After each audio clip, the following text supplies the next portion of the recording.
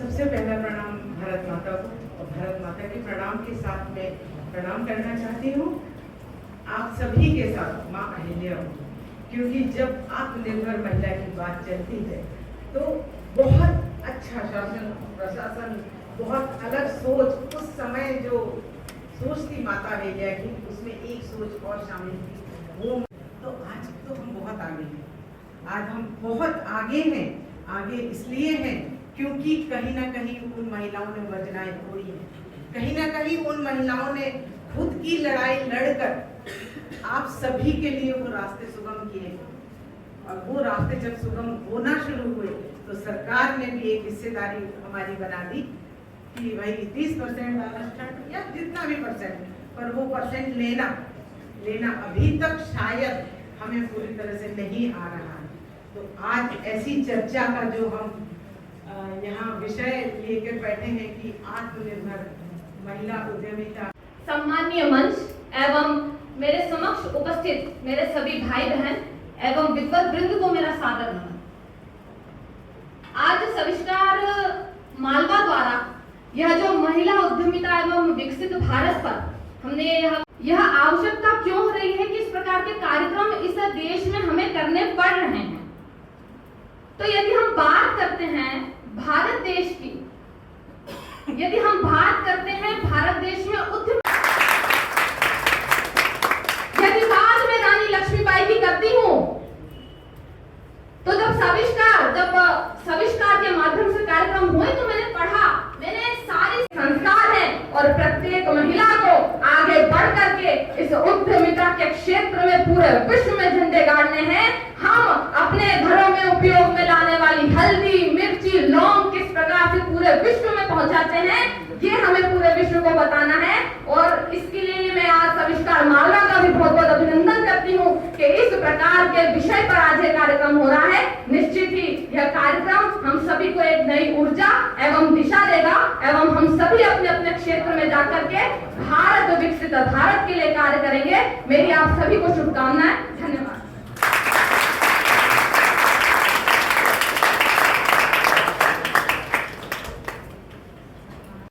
और जो लोग एंटरप्रेन्योर बनना चाहते हैं उन लोगों के दिमाग में बात बहुत क्लियर होनी चाहिए कि entrepreneurship is all about इनफॉर्मेलिटी।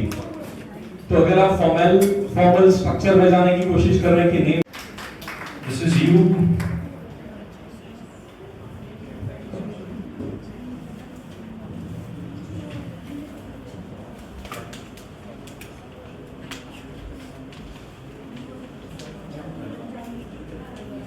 and then we are inviting Janvi ma'am on stage. Janvi ma'am, she will be joining us as our 6th panelist. Please come on guys. मैं भी मेरी सीट ले लेता हूँ।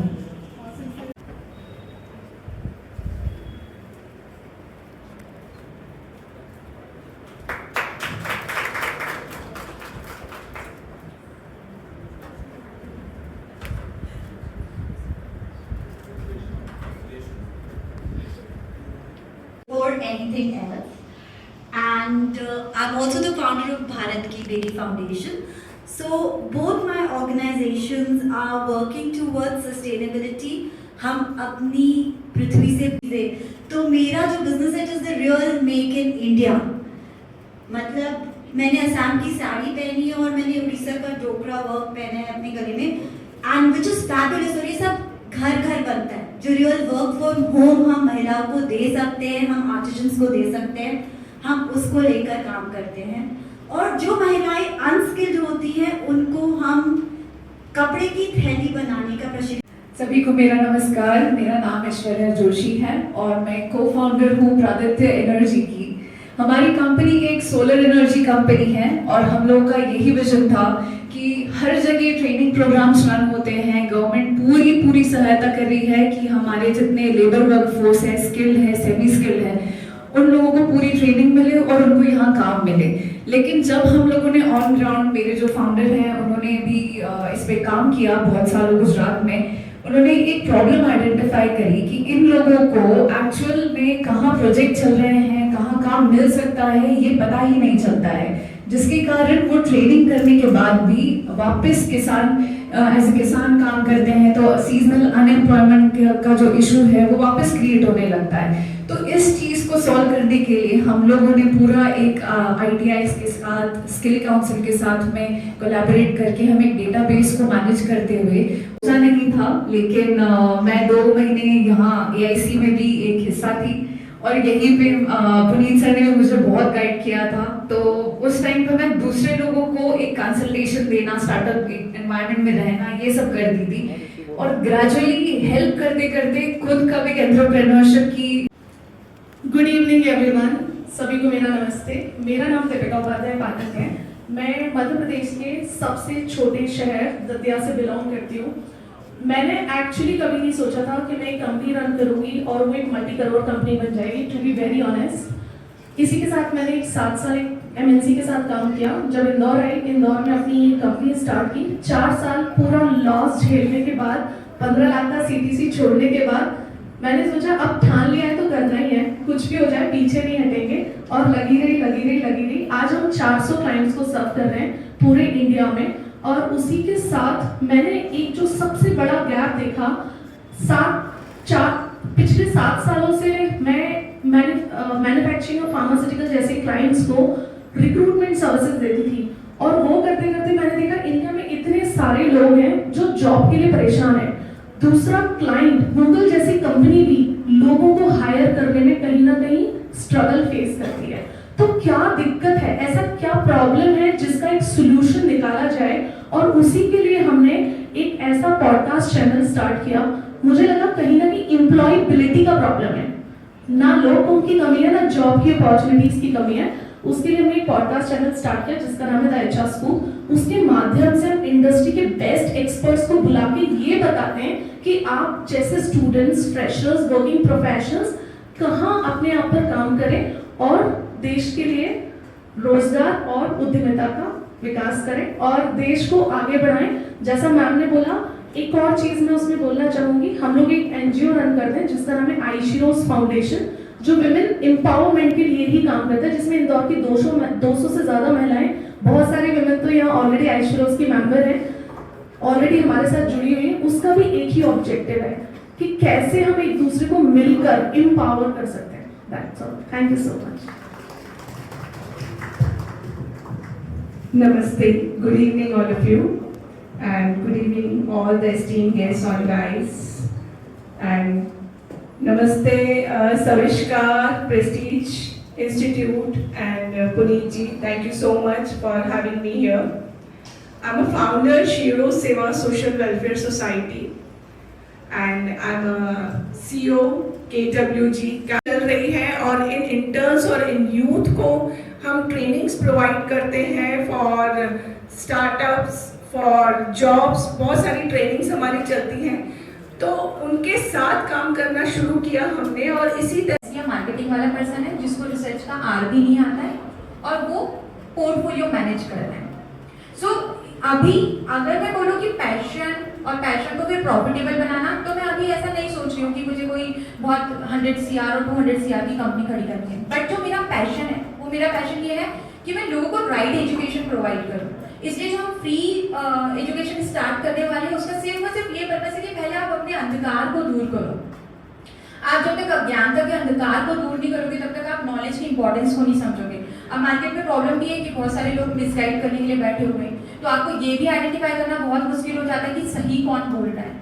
तो उसको प्रॉफिटेबल बनाना, अगर आप ऐसा कुछ पर्पस है आपका जो पैशन को तो डिलीवर्ड करना है बट प्रॉफिटेबल नहीं है, तो आप पहले प्रॉफिट के बारे में सोचो ही मत। आपका पैशन अगर 100-100 लोगों की भी लाइफ में चेंजेस लाता है, तो बाकी के 1000, 2000 और लाखों लोग आपको फॉलो करने के लिए बैठे। मैंने कहीं ऐसा सुना था कि अगर आप कोई काम 5 साल तक मुफ्त में कर सकते हैं, तो 6ठे साल बाद जब इतना पैसा कमाएंगे तो गिन भी नहीं सकता। तो मुझे ऐसा लगता है कि शायद somewhere on the same line हम ऐसा हो जाता है।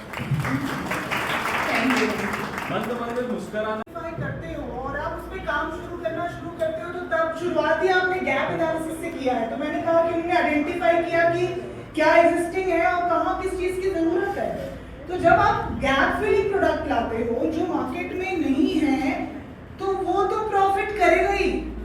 तो आपका पहले दिन से सोच मुनाफे पे, क्योंकि आप बिजनेस सोशल वर्क करने के लिए शुरू नहीं करने वाले वाले हो, आप अपना नौकरी छोड़ के, अपनी सैलरी छोड़ के, you start something because you want to build wealth, also of course you want to give a solution to the world.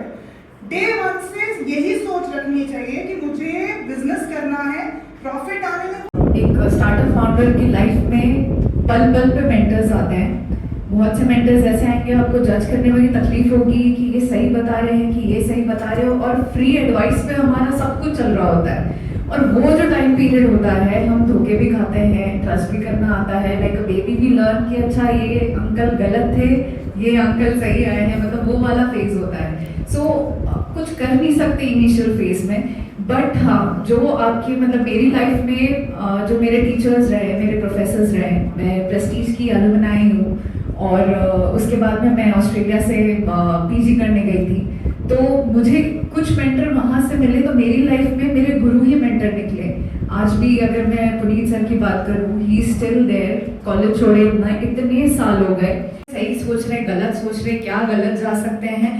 तो मेरे हिसाब से आपका जो कोर टीम होता है वो सबसे क्लोजेस्ट मेंटर्स हो जाते हैं ऑटोमेटिकली, क्योंकि वो जिस चीज़ को हम जीना चाह रहे हैं, एक तो आपके गुरु जो आपको एक एक्सपीरियंस से कुछ चीज़ें बताते हैं और फंडामेंटल्स उन पे उनकी पकड़ होती है, तो उससे बहुत रियल एक्सपीरियंसेस बाहर आते हैं।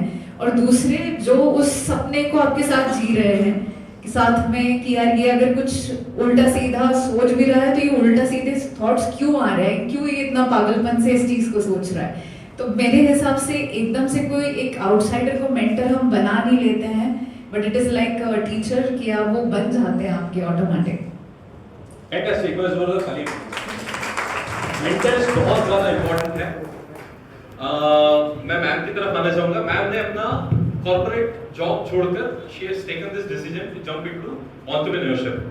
तो ये भी कई लोगों के दिमाग में हमेशा एक कहीं ना कहीं बैठा हुआ रहता है कि यार I am in the safe zone right now, I am my comfort zone right now, मैं क्यों ही चेंज करूं, मैं क्या ही बदलाव लेके आना चाह रहा हूं, या क्यों ही बदलाव चाहिए, और उस बदलाव लाने के चक्कर में कि मेरे घर के बदलाव ना हो जाए। तो ये भी कहीं ना कहीं दिमाग में होता होगा, एक डर होता होगा। Why I am saying this because I used to work for Infosys. मैंने भी इन्फोसिस छोड़कर मैंने मेरा बिजनेस करना स्टार्ट करा, तो मेरे भी दिमाग में, और इनफैक्ट मैं मराठी फैमिली से हूं, तो हमारे घर में तो और वर्ल्ड वॉर 7-8 हो गया था, क्या ये पागल है क्या, ये करेगा क्या। तो आपके what's your take on this? बहुत अच्छा क्वेश्चन है और it is very close to my heart, क्योंकि सब मुझसे यही सवाल पूछते हैं कि भाई ऐसा कौन सा कीड़ा काटा था तुमको जो तुमने ये डिसीजन लिया, बिकॉज बहुत अच्छी जॉब चल रही थी। It was purely Australian based MNC, India HR head का पोजीशन, एंड उस टाइम शायद विमेन HR फैक्ट्रीज में होते नहीं थे। So I was really on a leading position. बस मैंने एक बार FM पे स्टार्टअप वर्ड सुना था, and since childhood I was not good at studies at all. तो मैं स्पोर्ट्स की बंदी थी, शुरू से एक जज्बा था कि बस रेस शुरू कर दिया ना तो जीतना है। सो मेरे फादर हमेशा बोलते थे तुम जॉब वॉब नहीं कर पाओगे, तुम पढ़ाई में तो होनी है, तो तुमको बिजनेस ही करना है। तो business was there in my mind, but मुझे ऐसा लगता था HR में, जो आपने मैम से सवाल पूछा, मैं हमेशा सोचती थी HR में ही बिजनेस क्यों करना है, सबसे पहला क्वेश्चन। दूसरा, मेरी फैमिली ने पहले इनिशियली सपोर्ट नहीं किया, उन्होंने बोला कि इतना अच्छा जॉब छोड़ के आपको बिजनेस क्यों करना है, ऑफकोर्स। लेकिन सबको ये पता था सरफरी है, जिद्दी है, करेगी, मानेगी तो है नहीं, तो let her do it, and जब फेल होगी तो वापस से ज्वाइन कर लेगी। बट एक बार ठान लिया तो मेरा एक मंत्र था शुरू से, मंजिलें क्या है, फासला क्या है, हौसला हो तो फासला क्या है।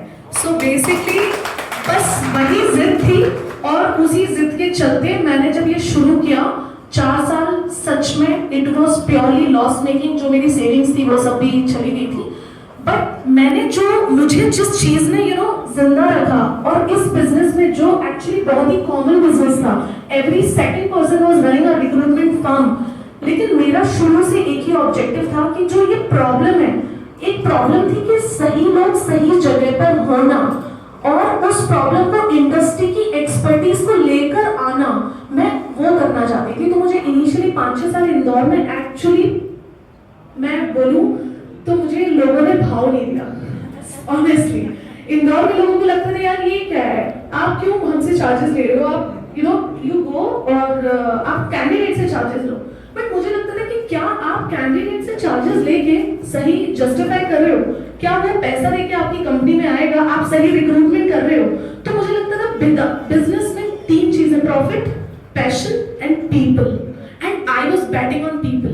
तो मुझे लगा ये सबसे स्ट्रॉन्ग है, without people know business can run, and I thought कि ये मैं लाके रहूंगी, दिखा के रहूंगी कि लोग कितना इंपॉर्टेंट रोल प्ले करते हैं। That's how we are running company last 8 years, serving 400 clients, and HR services में भी हमारा यही ऑब्जेक्टिव है कि लोगों की महत्वता समझो, बिजनेस में लोग कितना इंपॉर्टेंट रोल प्ले करते हैं। Without people you can't survive. So that was a passion and that was a जिद। बस बहुत जबरदस्त, एक बार जोरदार तालियां please. Coming back to the ऐसी बात जो आपने कहीं सुनी हो, पढ़ी हो, देखी हो, समझी हो या जी हो, वो ऐसी कौन सी बात है, वो एक लाइन जिसकी वजह से जो यूथ है, जो आपको सुन रहे हैं अभी, वो लोग और एक्साइट हो सके। तो वन स्टेटमेंट, एक क्लोजिंग स्टेटमेंट, एक ऐसी लाइन माइक दे दीजिए प्लीज, और product can start from her only. Yes. Can you repeat the question? Oh my God. मैंने 5 मिनट बात कही क्लोजिंग स्टेटमेंट की। सो क्लोजिंग स्टेटमेंट ये है कि कोई एक ऐसा वाक्य, एक ऐसी लाइन जो आपने पढ़ी हो, देखी हो, समझी हो या फिर जी हो, ये एक लाइन के अंदर आपके जीवन का सारा सार निचोड़कर उस एक वाक्य में आ जाए, जिससे जो भी कोई ट्रिगर होना चाहे, हो सकता है उस पर्टिकुलर वाक्य से ट्रिगर हो।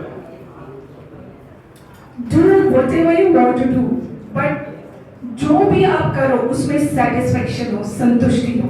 This is my trigger. अगर संतुष्टि नहीं है, सेटिस्फेक्शन नहीं है, कितने बड़े बिजनेस कर लो, कितना भी कमा लो, कितने भी बैंक बैलेंस बना लो, कितनी भी प्रॉपर्टी ले लो, you are not happy. So if you want to be happy, be satisfied. Thank you.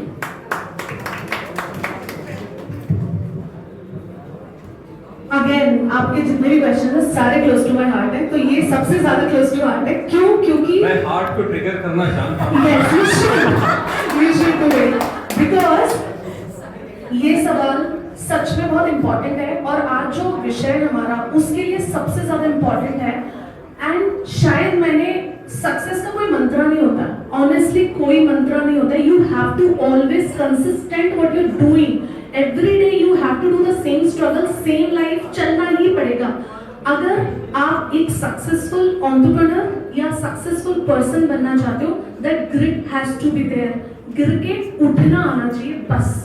और लाइफ में दूसरी चीज इंपॉर्टेंट ही नहीं है, पैशन, पैसा, सब कुछ आ जाता है। अगर आप ये जानते हो कि मैं हार के आज उठ के फिर से चल दूंगा ना कल, you can do anything 100%। Thank you. कुछ लाइन और ये तो मैं नहीं शेयर कर पाऊंगी, बट एक दिल की बात है कि हम अपने फंडामेंटल्स, हम कितने भी आगे चले जाएं, कितने भी पीछे रह जाएं, या किसी भी स्टेज पे हो हमारी लाइफ के, पहला हमें ट्राई करते रहना इज एक्सट्रीमली इम्पोर्टेंट, कि वो रिग्रेट ना हो कि यार ट्राई कर लेते तो आज शायद कहीं और होते। क्योंकि ट्राई कर करके ही आप, हो सकता है जो काम को स्टार्ट किया वो नहीं कर रहे हो और कुछ साल बाद कहीं और हो, लेकिन स्टार्ट करके आपको वो रास्ते भगवान दिखाते जाते हैं। दूसरा, ग्रेटफुल रहना बहुत जरूरी है कि जितने भी लोग इस सफर में हमारे साथ जुड़ते हैं, छोटा सा अरे वाह बहुत बढ़िया, बहुत अच्छा काम कर रहे हो, भले ही हम कुछ नहीं भी कर रहे हो उस मोमेंट पे, बट वो छोटे छोटे लोग जो हिम्मत देते हैं उनके लिए, और जिन्होंने साथ दिया उनके लिए, और भगवान के लिए हमें ग्रेटफुल होना बहुत जरूरी है, क्योंकि ये 2 चीजें हमें आगे बढ़ाती है लाइफ में। Thank you. एक मूवी आई थी आलू चाट के नाम से। उस मूवी में एक डायलॉग था, रितेश देशमुख बोलता है, वो अपनी उसका एक फ्रेंड रहता है, वो अपनी गर्लफ्रेंड को प्रपोज करने के लिए बार बार झिझकता रहता है। तो मैं इस लाइन को मेरे स्टार्टअप से बड़ा कनेक्ट करता हूँ। वो बड़ा झिझकता है कि मैं कैसे प्रपोज करने जाऊं, कैसे बात करूं, कैसे आगे रखूं अपनी बात को। तो रितेश देशमुख कहता है कि यार ना तो है ही, कोशिश करके देख ले, शायद हाँ हो जाए। तो उसी एक लाइन के अंदर, उसी स्टेटमेंट के अंदर पूरे बिजनेस की फिलॉसफी छुपी हुई है। Over to you Priyanka ma'am. Thank you, Prashant. So that one statement that I keep remembering every day to keep moving and motivated is nothing is permanent but change. And entrepreneurial आपके जो life है, 30 things that are coming with the technology, because technology के साथ में second threat है कि उसके साथ में आने वाले problems. So ये दोनों चीजों पैरेलली सीखो, upgrade yourself, that's my last takeaway. Thank you. तो मेरी तो एक ही वन लाइनर है, डरना नहीं है, करना है। क्योंकि मैंने जब ये स्टार्ट किया इकोबे, very honestly there was no conviction from my family, because मेरे फैमिली में सबने दवाई बेची है, मेरे हस्बैंड पत्थर बेचते हैं। तो बोले ये क्या करना है तुमको, पागल हो गई हो। मैंने बोला मेरे साथ कितने सारे शेयर होल्डर्स हैं, जब एक साड़ी मैं बेचती हूँ तो उस घर में भी पैसा जा रहा है, मेरे घर में भी पैसा जा रहा है, मैं करना चाहती हूँ। मेरे को ब्रह्म कुमारी उनके लेक्चर सुनती थी, तो उनको सुनते सुनते एक चीज समझ में आई थी कि मेडिटेशन का बहुत इंपॉर्टेंस है। आप अगर योग करते हो, मेडिटेशन करते हो, तो मैंने 2011 में मेडिटेशन लर्न करा था कि 7 चक्रास का इंपॉर्टेंस क्या है। और जब आप चक्रास की बैलेंसिंग पे वर्क करते हो, यू वॉन्ट बिलीव कि आपकी लाइफ, आपका डे कितना ऑर्गेनाइज्ड हो जाता है। सो इन सारी चीज़ों से होते जब हम छोटी छोटी लर्निंग्स गेन करते हैं, तो उससे एक चीज़ जो मेरी लाइफ की फिलॉसफी बन गई है, कॉन्स्टेंट लर्नर। मेरी लाइफ का एक कि वो दोबारा किसी और को करना ना पड़े। That's all, thank you. Fantastic. तो हमने यहाँ की बैठी ऑडियंस के लिए काफी सारा खाना परोस दिया है, अब इंस्टाग्राम के एल्गोरिदम के लिए परोस देते हैं। तो मैं आप सभी से रिक्वेस्ट करूंगा एक बार प्लीज थोड़ा सा आगे आ जाए, साथ में एक बार ग्रुप फोटो खींच लेते हैं ताकि हम लोग अगले पैनल को इनवाइट कर सकें। Yes ma'am.